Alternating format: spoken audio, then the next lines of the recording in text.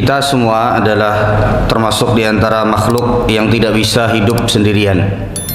Artinya manusia diciptakan oleh Allah Subhanahu wa taala sebagai makhluk sosial. Dia akan berinteraksi dengan orang-orang di sekitarnya.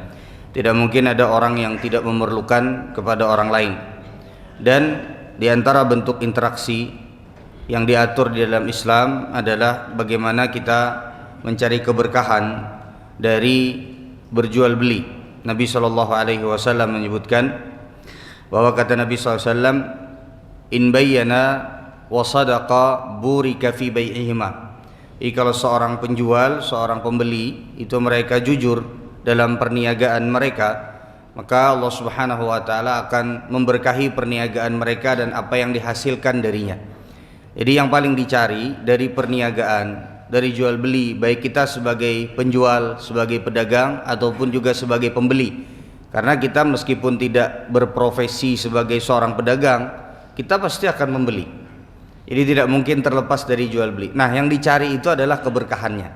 Baik itu keberkahan dari hasil jual belinya atau keberkahan dari barang yang dibeli. Yang dicari itu adalah berkahnya. Duit kalau tidak berkah atau barang kalau tidak berkah, ya itu akan terasa, Pak. Itu akan terasa, mungkin tidak bermanfaat atau mungkin justru menjerumuskan seseorang ke dalam hal-hal yang dimurkai oleh Allah, atau mungkin tidak terasa, ya duitnya menguap, nggak tahu kemana duitnya, tiba-tiba habis. Ya, sering sampaikan, kadang ada yang dapatnya banyak, tapi bisa jadi keperluannya itu banyak hal-hal yang tidak diperkirakan. Contoh seperti dapat duit haram, dapat duit panas, mobil rusak, rumah rusak, anak garing, bini garing, dan lain sebagainya. Intinya yang dicari dari hidup kita ini adalah keberkahan. Nah, karena kita tidak bisa terlepas dari yang namanya jual beli, maka Islam itu mengatur, Pak, ada jual beli yang boleh, ada jual beli yang tidak boleh. Kalau kita mau tarik garis besarnya, hukum asal jual beli itu boleh. Jadi kayak apakah pian bertukar jual itu boleh, selama tidak ada dalil yang menjadikan jual beli tersebut sebagai jual beli yang terlarang. Selama tidak ada dalil yang menjadikan jual beli tersebut jual beli yang terlarang. Artinya sebenarnya kalau kita melihat dari konteks kaidah yang disebutkan oleh para ulama ini, ya karena kalau ibadah hukum asalnya kada boleh, Pak, sampai ada dalil yang menyatakan bahwa ibadah tersebut disyariatkan. Nah, itu prinsipnya. Tapi kalau dalam hal muamalah jual beli, maka hukum asalnya adalah boleh sampai ada dalil yang datang, ya, sampai ada dalil yang datang menjadikan muamalah tersebut atau akad jual beli tersebut adalah terlarang. Nah, maka jamaah sekalian yang dirahmati Allah, pada kesempatan subuh kali ini kita akan menyebutkan beberapa sebab yang menjadikan akad jual beli atau jual beli kita itu menjadi terlarang. Jadi ada banyak sekali sebenarnya hadis-hadis terkait dengan jual beli yang terlarang, tapi kalau kita mau tarik kesimpulannya, sebab jual beli terlarang itu ada beberapa.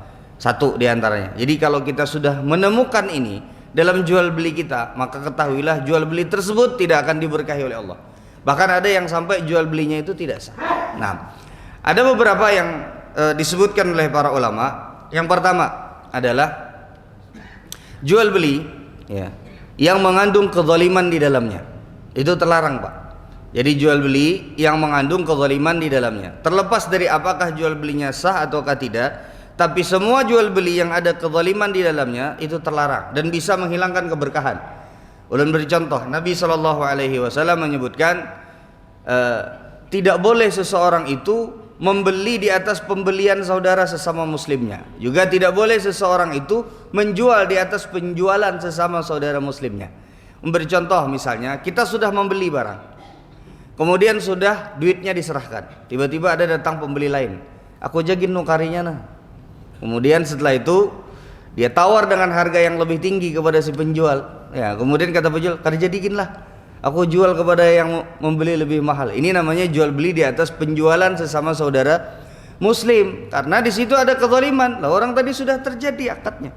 Ya, kemudian setelah itu karena ada yang nawar lebih tinggi, maka kemudian diberikan kepada yang menawar lebih tinggi. Kalau sudah akadnya terjadi, maka itu sudah tidak diperbolehkan lagi. Nah, kemudian juga diantaranya ada jual beli yang disebut juga, contoh ya, Pak, ya, talaqi rukban. Dalam Islam ini adalah termasuk diantara yang dilarang oleh Nabi SAW. Jadi talaqi rukban itu, ya, talaqi rukban itu, Pak, ada orang-orang dari kampung yang membawa hasil alam. Ada orang-orang dari kampung yang membawa hasil alam. Kemudian di tengah jalan, mereka belum sampai ke pasar, udah dicegat. Misalnya 10 kilo sebelum sampai kepada pasar di kota udah dicegat. Misalnya hasil panen dibawa 10 kilometer sebelum sampai di pasar dicegat nih. Sama tengkulak-tengkulak atau sama maklar-maklar misalnya. Ya. Kemudian setelah itu ditawar sama sama tengkulaknya. Tengkulak kan ngarannya itu, Pak? Iyalah. Ya. Ditawar, kemudian ditawar serendah-rendahnya. Kemudian orang-orang yang dari kampung ini, dari desa ini, mereka tidak tahu harga di pasar karena belum nyampe pasar. Ditawar serendah-rendahnya, di bawah daripada harga pasar. Kemudian setelah itu dibeli. Ya. Setelah dibeli, kemudian setelah itu diantarkan ke pasar, dijual kepada pedagang-pedagang di pasar dengan harga setinggi-tingginya. Ini kan maklar nih, untung maju kena, mundur kena. Karena dari sini dia tawar serendah-rendahnya sebelum mereka sampai, dan yang dari desa nggak tahu harga berapa di pasar. Ini termasuk diantara bentuk kezaliman yang dilarang. Ada hadis khususnya, Pak. Ya, kenapa? Karena ini akan menjadikan orang-orang desa ini terzalimi yang seharusnya mereka mendapatkan harga bisa lebih bagus, dan juga menzalimi masyarakat yang ada di kota. Karena kalau begini caranya harga tuh larang terus. Ya. Nah, ini termasuk diantara yang disebut talaqi ar-rukban. Ada kezaliman, baik itu menzalimi mereka yang harganya ditekan serendah-rendahnya, dan menzalimi orang-orang yang di pasar kemudian dijual harga setinggi-tingginya. Ini ada dalil khususnya bahwa perkara inilah termasuk diantara perkara yang terlarang. Jadi yang pertama, semua yang mengandung kezaliman itu tidak diperbolehkan. Jadi menjadikan akad jual beli itu menjadi tidak diperbolehkan atau menjadi berkahnya hilang. Jadi ulun akan jelaskan secara singkat. Baik, yang kedua, jemaah sekalian yang dirahmati oleh Allah Subhanahu wa taala. Di antara sebab jual beli itu menjadi terlarang. Jadi kalau yang pertama tadi semua yang kira-kira ada kezalimannya enggak boleh. Ya. Yang kedua adalah akad jual beli itu menjadi terlarang apabila barang yang diperjualbelikan itu adalah sesuatu yang dilarang dalam syariat kita. Ya, contoh seperti misalnya, ini para ulama sepakat, kalau ada pian sebagai misalnya pengrajin kayu, lalu kemudian ya pada saat pian dipesan, ternyata pian lihat pesanannya, gambarnya yang harus pian kerjakan adalah misalnya patung untuk sesembahan daripada orang-orang non muslim, maka tidak boleh pian menjual patung tersebut dengan alasan, ulun kada menyembah patungnya, ulun hanya mau ulahkan, kada boleh, karena barangnya itu adalah barang yang terlarang. Contoh yang lain, seperti seorang muslim yang dia tidak mengkonsumsi minuman keras, tapi dia menjual minuman keras dengan alasan, saat ini ulun setitik pun kareda meminum minuman keras nih, tapi ulun menjuali gasan yang meminum aja, gasan orang-orang non muslim misalnya, bolehkah? Tidak boleh, karena Nabi SAW menyebutkan, innallaha idza harrama syai'an harrama samanahu. Sesungguhnya Allah Subhanahu wa taala apabila sudah mengharamkan sesuatu apapun itu, maka Allah Subhanahu wa taala haramkan hasil penjualannya. Contoh seperti penjualan di pasar, jualannya daging babi. Ya, bercampur, nih daging itik, daging ayam, nih daging babi. Jarbian, makan nang berjual nih acil-acil, bebulang, bejilbab misalnya, nah mencencangi, misalnya aja. Udahan di Banjar kereda, mencincangi daging babi. Nah ini di daging itik, daging ayam, daging babi. Nah ujar acilnya, aku kada suah makan daging babi, tapi aku menjuali aja untuk orang-orang non muslim yang misalnya mau membelinya, maka kada boleh, karena semua yang diharamkan, babi kah, khamar kah, itu kalau sudah diharamkan bendanya, maka penjualannya pun menjadi terlarang. Ini yang keberapa, Pak? Kedua. Jadi semua yang terlarang, narkoba kah, ganja kah, napa kah, yang jelas semua yang terlarang tidak boleh kita menjualnya. Maka tidak berkah kalau seandainya kita berjualan dengan hasil dari penjualan sesuatu yang terlarang. Ini yang keberapa, Pak?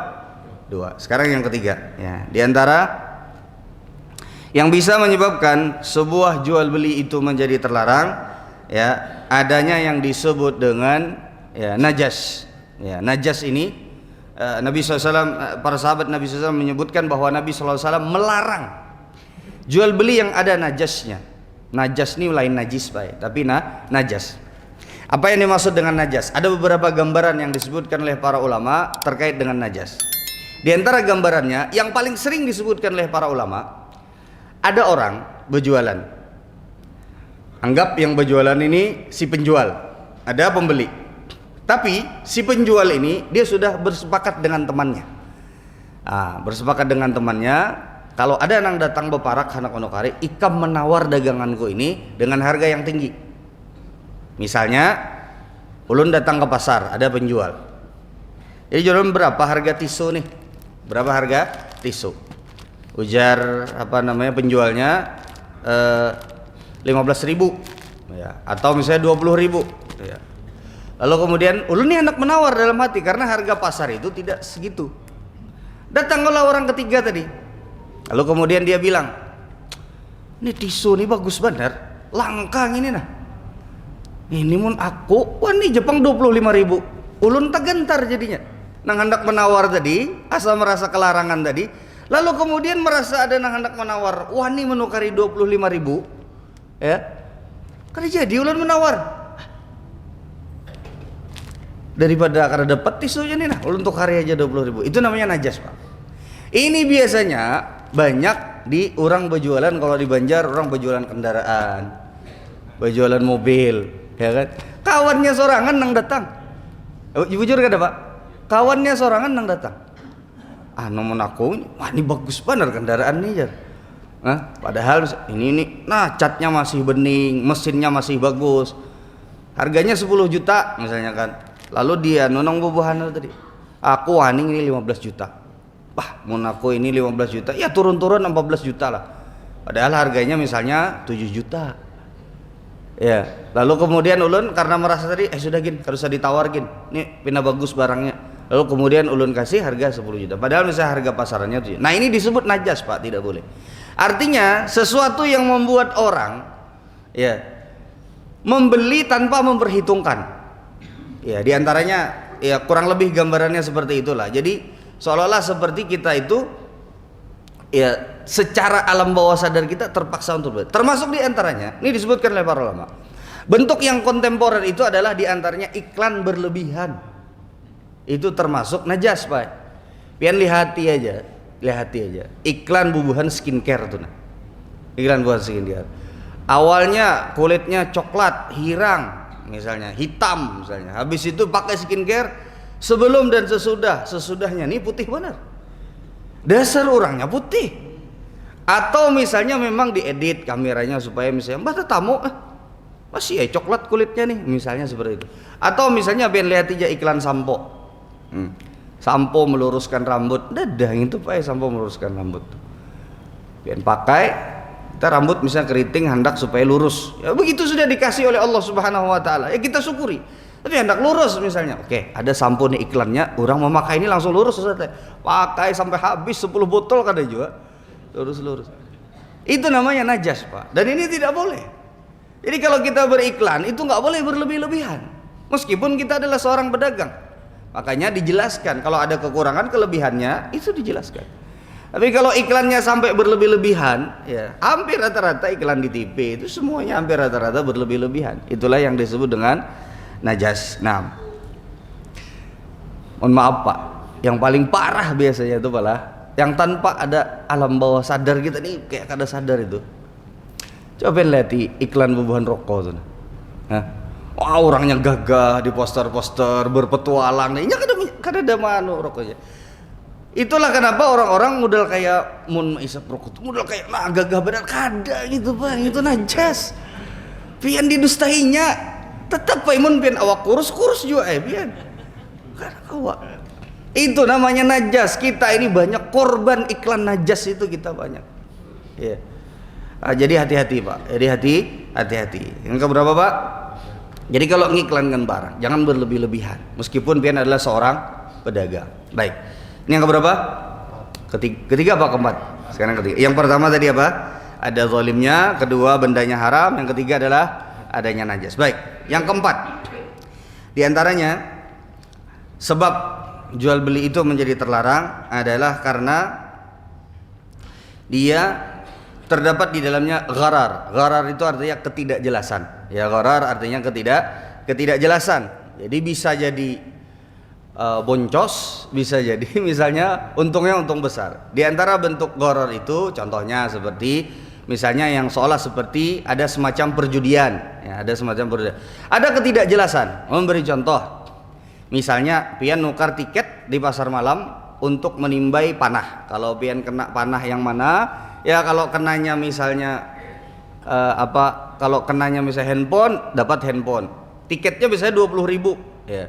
Kalau pian nimbai kenanya handphone. Tapi kalau kada kena misalnya kada dapat, atau punya kena sekalinya kenanya karena baju putih aja misalnya. Nah, itu namanya gharar. Ada ketidakjelasan.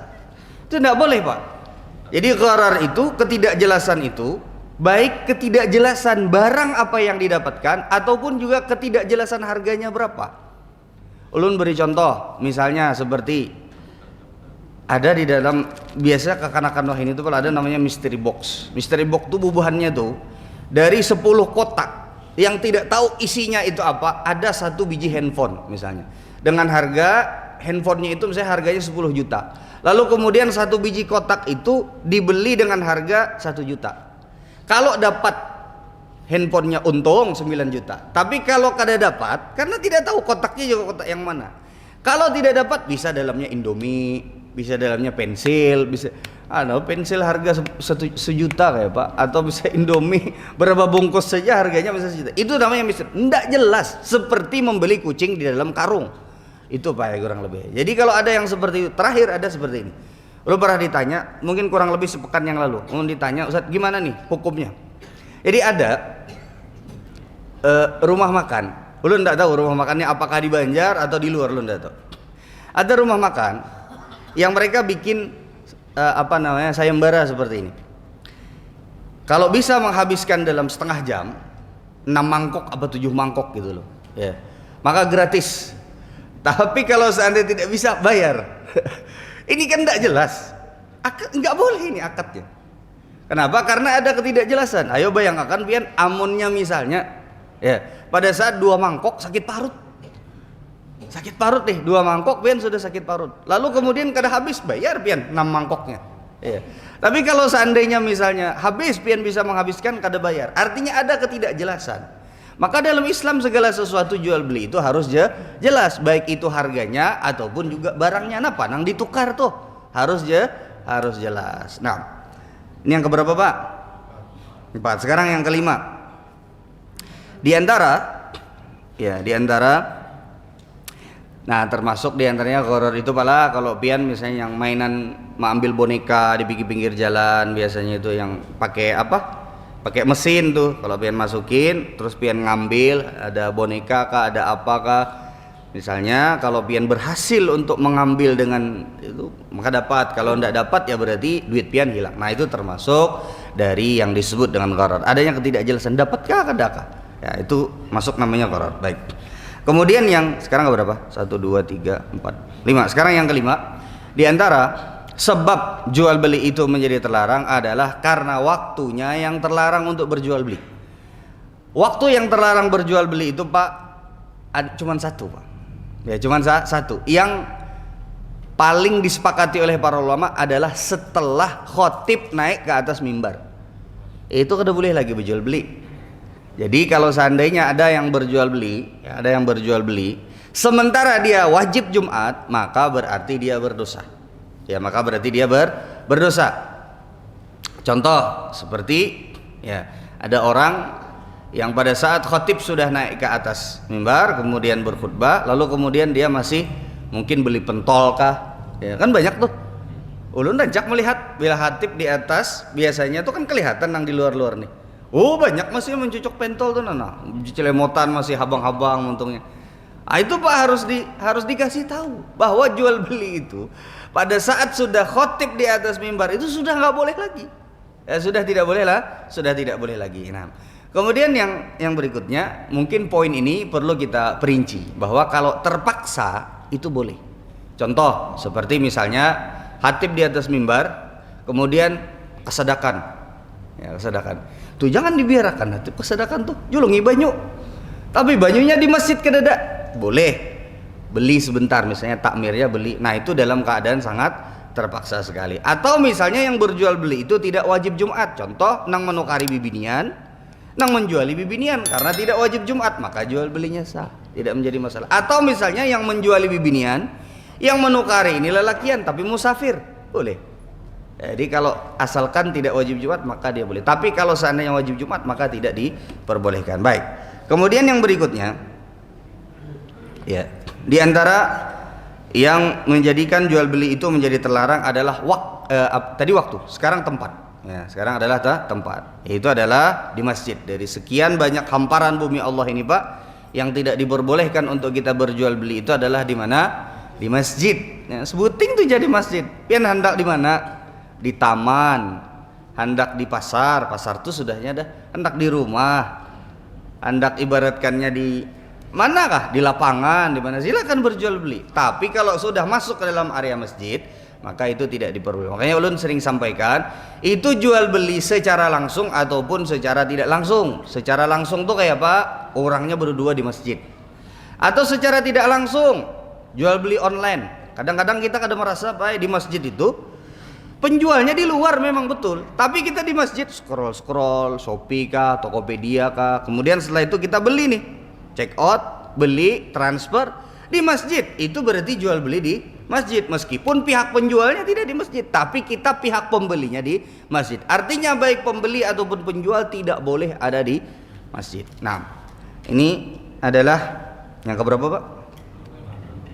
Baik. Kemudian yang berikutnya adalah kalau ada ribanya. Nah, kalau ada riba itu jelas tidak diperbolehkan.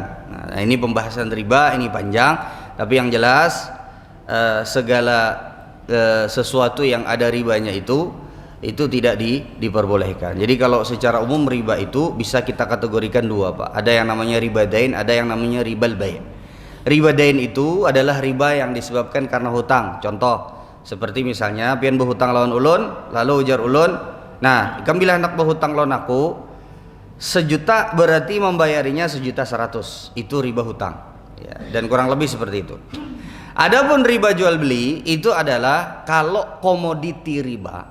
Ada barang-barang yang disebutkan oleh Nabi SAW seperti emas, perak. Nah, itu diperjualbelikan dengan tata cara riba. Nah, itu penjelasannya panjang. Di antara contohnya ada syarat-syarat, misalnya kalau emas, dengan emas itu harus cash dan harus sama timbangannya. Jadi emas itu kada boleh, Pak. Pian nukar hari ini di pasar, menyerahkan barangnya besok, itu kada boleh. Ya, jadi harus cash dan harus sama timbangannya kalau emas dengan emas. Ya, kalau uang dengan emas ya berarti syaratnya cuma satu, harus cash, harus kontan. Tidak boleh dihutangkan, tidak boleh. Nah, baik, kemudian yang berikutnya yang terakhir adalah